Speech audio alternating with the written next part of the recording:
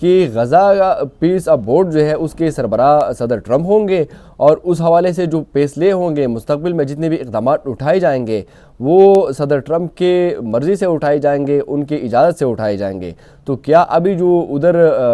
بار بار cease fire کی خلاف ورزی ہو رہی ہے یہ بھی صدر ٹرمپ کی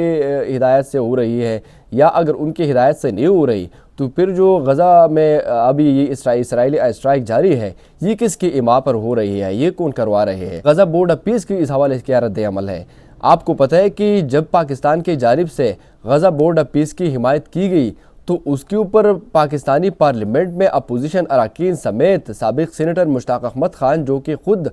فلسطین کے امن کے حوالے سے یہاں پر ایکٹیویٹیز کر رہے ہیں، انہوں نے بھی اس کی مخالفت کی تھی۔ حکومتی اتحادی تو خاموش تھی، لیکن اپوزیشن جتنی بھی اراکین تھے سب نے اس کی مخالفت کی تھی کہ یہ جو کچھ بھی ہو رہا ہے یہ غلط ہو رہا ہے، یہ غزہ کے خود مختاری پر حملہ ہے، یہ فلسطینیوں کے ساتھ دھوکہ ہو رہا ہے۔ لیکن اس کے باوجود پھر وہ شمولیت کی گئی، حمایت کی گئی، اور وزیر اعظم شہباز شریف نے خوشی خوشی جا کر وہاں پر اس بورڈ آف پیس میں دستخط بھی کی، باقاعدہ طور پر ممبرشپ بھی حاصل کر لی۔ لیکن نتائج آپ لوگوں کے سامنے ہیں، اور جو اپوزیشن جماعتوں کی جانب سے مخالفت کی جا رہی تھی اس کی بھی شاید وجہ یہ تھی کہ ان کو یہ بھروسہ نہیں تھا کہ ٹرمپ وہاں پر امن قائم کرے گا، یا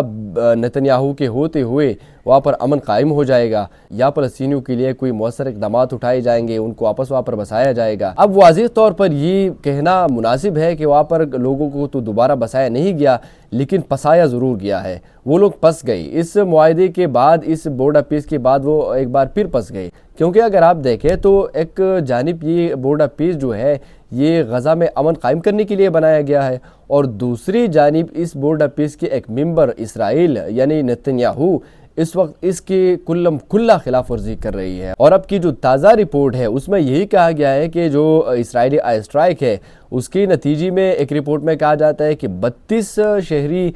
شہید ہو چکے ہیں، اور دوسری رپورٹ میں یہ بتایا جا رہا ہے کہ ابھی تک 28 فلسطینی شہری اس میں شہید ہو چکے ہیں، جس میں خواتین اور بچی بھی شامل ہے۔ تو کہنا یہ ہے کہ غزہ بورڈ آف پیس بنا بھی، اس کی حمایت بھی کی گئی، لیکن اس کے اچھے اثرات ابھی تک نظر نہیں آ رہے، دور دور تک نظر نہیں آ رہے، کیونکہ اچھے اثرات تو تب ہوتے جب وہاں پر سیز فائر کی خلاف ورزی نہ ہوتی، وہاں پر امن و امان قائم ہو جاتا، لوگ وہاں پر پرسکون طریقے سے اپنی زندگی جی لیتے، لیکن وہ تو ابھی تک وہاں پر ممکن نہیں ہے، لوگ ابھی بھی وہاں پر شہید ہو رہے ہیں، خلاف ورزی ابھی بھی جاری ہے۔ تو اس حوالے سے جو غزہ بورڈ آف پیس ہے یہ مکمل طور پر بیکار ثابت ہو چکی ہے، کیونکہ ان کے ہوتے ہوئے اب یہ کارروائیاں کیوں ہو رہی ہے؟